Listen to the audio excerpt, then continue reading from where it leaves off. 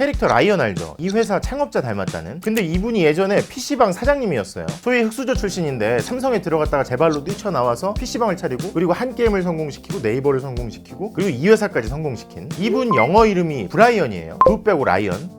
자수성가한 사람 중에 보유한 상장사 주식 기준으로 국내 1, 2위 부자를 다투는 분이에요. 근데 한국 사람들한테 이 회사 이름은 다른 나라 사람들이 생각하는 거랑 다른 의미가 있죠. 모바일 메신저, 포털 다음, 택시, 은행, 그리고 음악 듣는 멜론, 이런 것들을 운영하고 있고요. 이런 걸 만드는 과정에서 갈등도 많았고요. 그래서 대표가 대국민 사과를 한 적도 있어요. 아이유, 수지, 현빈, 공유, 이동욱, 박서준, 에이핑크 등등 다들 이 회사 소속이거나 협력하는 연예인들인데 면면이 되게 화려하죠. 자, 이번 주제는 사람들을 모으자, 그리고 이 사람들을 연결시키자는 창업자의 꿈을 실현시키고 있는 주식회사 카카오입니다.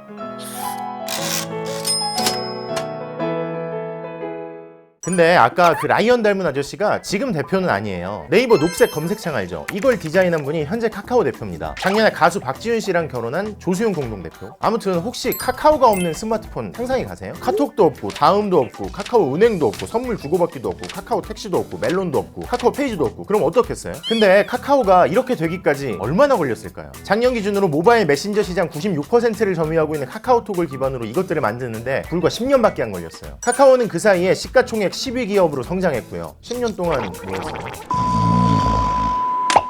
그러면 카카오를 만들고 돈을 얼마나 벌었을까요? 처음에 말씀드린 카카오 창업자 김범수 이장은 보유 지분이 한 26% 정도 되는데 8조 원이 넘어요, 평가액이. 삼성전자 이재용 부회장 등등 전통의 재벌들보다 오히려 주식가치 기준으로는 순위가 더 높아요. 자, 그러면 이렇게 놀라운 성장을 한 카카오인데 어떻게 여기까지 왔을까요? 자, 오늘 카카오편에서 기억하셔야 할 한 문장은요, 일단 사람들을 모은다. 그러면 큰 돈을 벌 기회가 생긴다. 자, 그리고 카카오 얘기할 땐 숙명의 라이벌이죠. 네이버 얘기도 빼놓고 지나갈 수가 없어요. 카카오 창업자 김범수 이장은요, 재수 86년생이 아니라 86학번이죠. 숙명의 라이벌 네이버 창업자 이혜진 의장 역시 같은 해 서울대 공대에 입학했습니다. 네이버의 이혜진 의장 얘기는 앞으로도 계속 나올 거니까 눈여겨보시고요. 참고로 넥슨을 만든 김정주 회장, 그리고 다음에 이재용 창업자 모두 86학번이에요. NC소프트의 김택진 대표가 85학번이니까 다들 비슷한 시기에 대학생활을 한 거죠. 참고로 이때쯤이 퍼스널 컴퓨터, PC가 한국에 처음 보급될 시점이라는 특징이 있죠. 집안 형편이 어려우면 공부를 열심히 할까요? 영화나 드라마에선 그런 경우 많은데 케바케죠. 김범수 의장 1992년에 삼성 SDS에 입사합니다. 네이버 이혜진 의장도 마찬가지예요. 같은 학교 같은 회사를 같은 시기에 들어갔는데 가정 형편은 둘이 달랐어요. 네이버 이혜진 의장은 아버지가 삼성 계열사 대표를 지낼 만큼 넉넉한 집안 형편에서 자랐고요. 카카오의 김범수 의장은 부모님이 건설 현장이나 식당 등에서 계속 지방 돌아다니면서 일하셨는데도 가정 형편이 어려웠대요. 8식구가 단칸방에서 같이 살고 부모님이 지방으로 막 일하고 다니시니까 할머니 손에서 자랐대요. 5남매 중에서 대학 간 사람도 자기밖에 없었대요.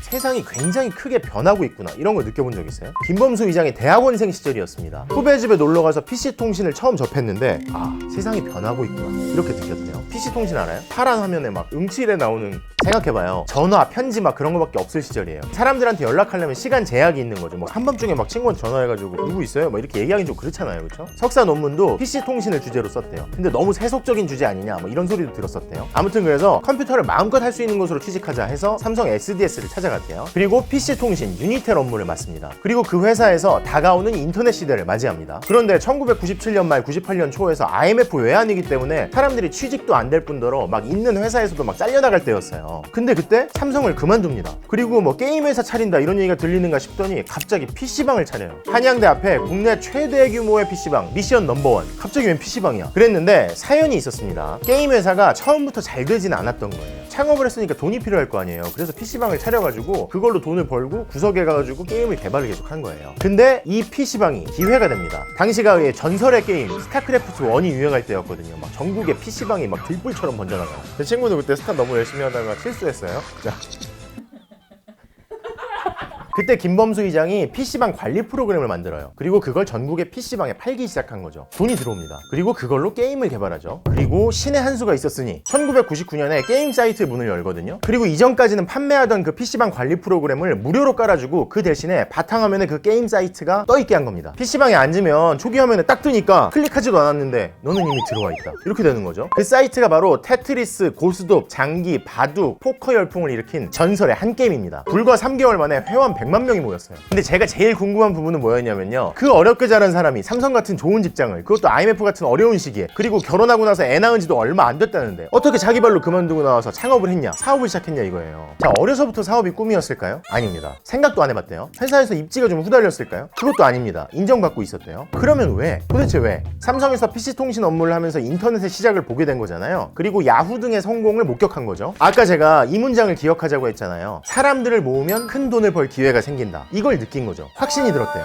그리고 그때 와이프가 어떤 세미나에 초청했는데 거기서 계속 물어보더래요. 당신은 꿈이 뭡니까? 당신의 10년 뒤 모습을 상상해보세요. 근데 나 꿈 별로 없는데? 10년 뒤? 삼성 임원? 삼성 임원 너무 힘들어 보이고 빡셀 것 같은데, 이런 생각이 들었대요. 그럴 거면 내 사업을 하자 싶었대요. 그러면 왜 게임이었을까요? 삼성에서 일할 때 사람들을 모으는 데는 게임이 최고라는 걸 봤었대요. 그럼 무슨 게임이냐? 수백 년 이상 검증된 포커, 바둑, 고스톱, 장기. 이건 나도 할 수 있겠다 싶었던 거죠. 그리고 다른 회사들과는 달리 다운받아서 실행시키는 게 아니라 사이트에 접속만 하면 바로 게임을 할 수 있게 만든 거죠. 산업혁명의 시대, 컴퓨터의 시대가 처음에 열릴 때처럼 인터넷의 시대라는 기회의 창이 처음 열릴 때 그 기회를 먼저 발견한 거죠.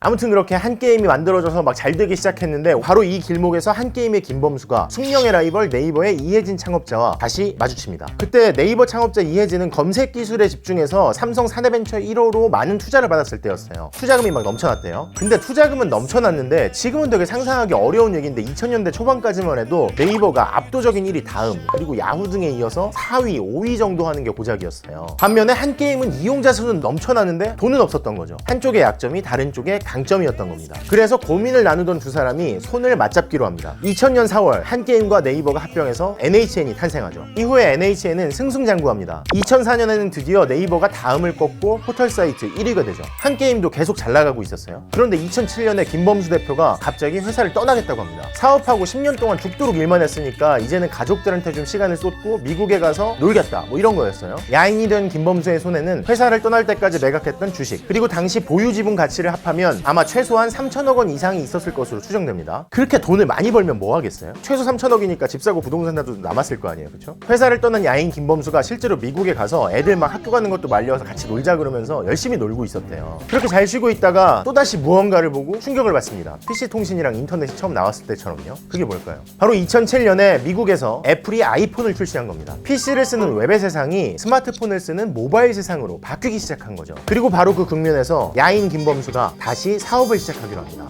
개인적으로는 사실 미국에서 2년 정도 있었는데, 그 당시에가 딱 아이폰이 출시돼서 이거는 새로운 혁명을 일으킬 것이다 라는 강한 느낌을 받으면서, 그건 바로 그런 기회를 의미했습니다.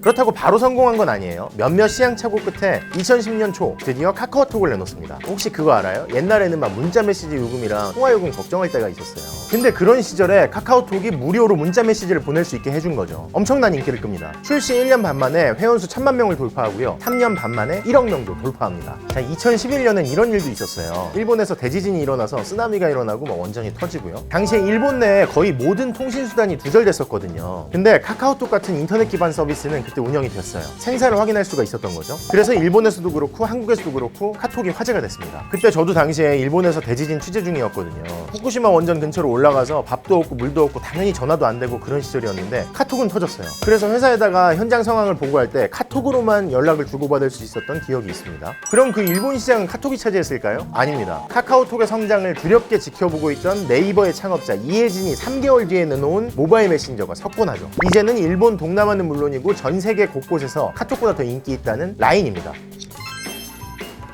근데 아까 오늘의 문장 기억나죠? 일단 사람들을 모은다? 그러면 돈 많이 벌 기회가 생긴다. 하지만 사람이 모인다고 바로 돈이 되기는 좀 어렵거든요. 일단 버텨야 되는데 카카오톡의 성공 직후 카카오한테 돈이 되는 건 그나마 게임밖에 없었어요. 그래도 카카오는 버티기에 들어갑니다. 그리고 돈 벌 기회를 다각화하기 시작하죠. 그렇지만 처음부터 막 일이 잘 풀리진 않았어요. 문자랑 통화로 돈 벌던 이동통신사들이 있었을 거 아니에요. 이 통사는 당장 수익이 줄었을 거 아니에요. 그래서 카카오를 막 물고 늘어지기 시작합니다. 돈스톡을 막 제한하기 시작하고 카카오가 너무 데이터 많이 쓴다고 돈 더 내라고 하고 막 그랬어요. 있었어요. 카카오 입장에서는 막 골치가 아팠겠죠. 그리고 2014년에 포털 다음과 합병을 해요. 근데 이 경우에도 이재용 창업자의 다음이 워낙 대단한 회사이긴 했죠. 뭐 무료 이메일, 카페 서비스. 어느 정도 화제였냐면 다음 창업자가 막 KBS 아나운서랑 결혼한다고 하니까 막 뉴스에 나오고, 다음 본사가 제주도로 이전한다는 것도 화제가 되고 막 그럴 정도였거든요. 근데 네이버의 급부상 이후에 다음이 예전처럼 힘을 못 쓰는 거예요. 그리고 다음은 모바일보다 PC 검색 점유율이 높아서 기대와 달리 뭐 당장 큰 수익을 내기는 어려운 상황이었고요. 카톡에 검열 관련 논란도 있었어요. 사실 카톡이 털리면 사생활이 안 털릴 사람이 별로 많지 않겠죠. 근데 외국 기업들과는 달리 카톡이 자꾸 수사기관이 요청하면 자료들을 막 내주니까 이용자들이 불안해하고 또 불만을 갖기 시작한 거죠. 카카오 택시의 경우에도 기존 택시 업체들 그리고 택시 기사님들과 갈등을 일으킵니다. 처음에는 공짜로 하다가 뭐 수수료 떼가는 거 아니냐, 왜 갑자기 카풀 하겠다고 난리냐, 뭐 이렇게 된 거죠. 그래서 택시 운행 중단 사태가 나기도 했고요.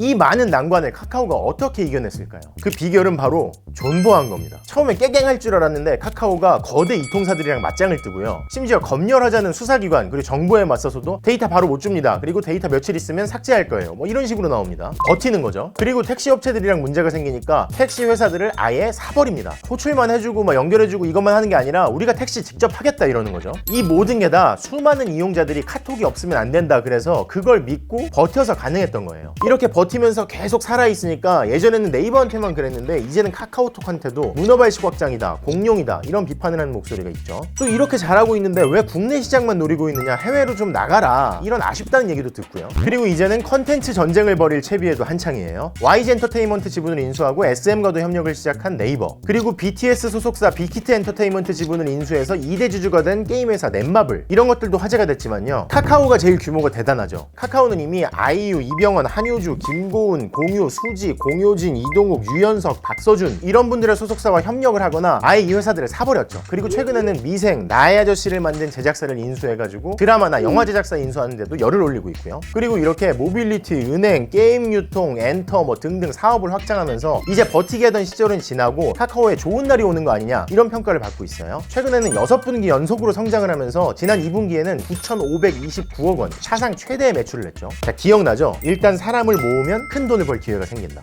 카카오는 버텼고 큰 돈을 벌 기회를 잡게 된 거죠. 스마트폰이 딱 들어오는 시점에 중대한 결정을 하나 하게 되는데 그것이 바로 스마트폰으로 넘어가자였습니다. 이미 6개월, 1년 동안 해왔던 프로젝트를 중단하고 새로운 프로젝트에 완전히 몰입한다는 게 쉬운 결정은 아니었지만 결정을 했습니다. 그리고 그것이 제가 카카오에 공헌한 가장 큰 중요한 결정이었던 것 같습니다. 자, 들어보시니까 카카오 성공의 비결은 뭐 같아요? 앞으로도 지금과 같은 성장세를 유지할 수 있을까요? 그리고 카카오 김범수 창업자의 세기의 라이벌 네이버 이혜진 의장과의 경쟁 구도는 앞으로 어떻게 될까요? 앞으로는 한국의 대표 재벌이 돼 있을지도 모르는 카카오의 앞날 함께 지켜보시죠. 이거 손이구나.